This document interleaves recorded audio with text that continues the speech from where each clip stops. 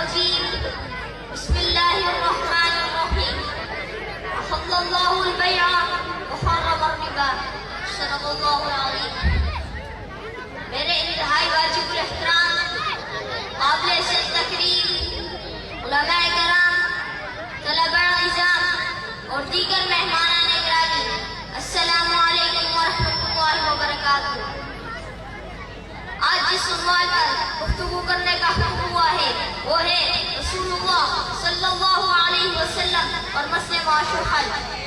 حاضرین اکرامی، تاریخ انسانی کا مطالعہ کرنے سے آپ کو یہ بات واضح طور پر نظر آئے گی کہ ہمارے پیارے نبی حضرت محمد صلی اللہ علیہ وسلم کے بعثت سے قبل انسانیت نظریاتی، عملی، معاشی، معاشرتی اور اخلاقی فرض ہر لحاظ سے پستی کا شکار تھی.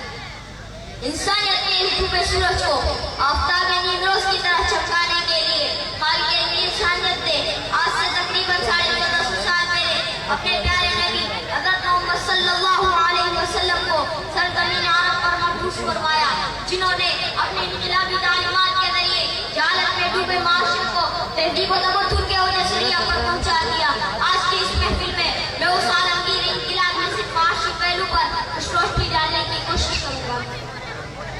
سامعین محترم، سب سے پہلے سرور کائنات صلی اللہ علیہ وسلم نے معاشی بدحالی کی تدریج کرنے سے آغاز کیا. چنانچہ لوگوں کی سوچ، نظریے اور عقیدے کو بدلتے ہوئے ان کو معاش کے اصل سرچشمے کی پہچان کراتے ہوئے اللہ تعالیٰ کا یہ پیغام سنایا، ان اللہ هو الرزاق ذو القوة المتین، کہ رزاق حقیقی اللہ کی ذات ہے. معاش کی بنیادی تبدیلی یعنی نظریاتی تبدیلی کے بعد رفتہ رفتہ ان تمام چیزوں سے روکا جو انفرادی یا اجتماعی حیثیت سے ایک خوشحال معاشرے کی تشکیل میں رکاوٹ ہو. چنانچہ سود جیسے ناسود کے خاتمے کے لیے رب تعالیٰ کا یہ پیغام سنایا، حل اللہ البیع وحرم الربا، کہ خرید و فروخت کی اجازت تو ہے لیکن سودی لین دین حرام ہے. چوری سے روکا، ولا تسرقوا، روکا ہی نہیں بلکہ اس کی سزا بھی بیان فرمائی، السارق والسارقة فقطعوا أيديهما جزاء بما كسبا نكالا من اللہ، کہ ان کے ہاتھ کاٹ دو، اس سے صرف ان کا ہاتھ نہیں کٹے گا بلکہ معاشرے سے برائی جڑ سے کٹے گی.